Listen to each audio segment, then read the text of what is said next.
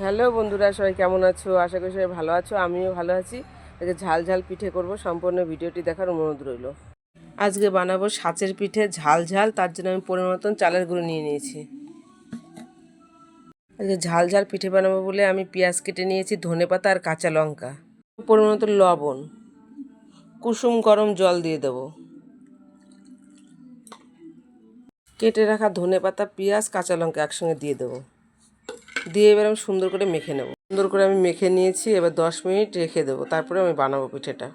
আমি সাজ বসিয়ে দিয়েছি, সাজটা গরম হয়ে গেছে, এবার আমি অল্প একটু তেল দিয়ে দেবো। সাজটা গরম হয়ে গেছে, এবার ব্যাটারটা আমি দিয়ে দেবো।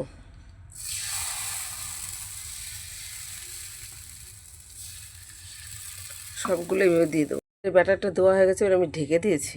বন্ধুরা, পিঠেগুলো কত সুন্দর হয়েছে। এটা খুন্তির সাহায্যে এবার তুলে নেব।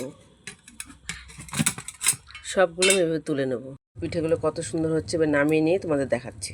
ঝাল লঙ্কার আর ধনেপাতার পিঠেটা আমার হয়ে গেছে বন্ধুরা, দেখো কতটা সুন্দর হয়েছে দেখতে।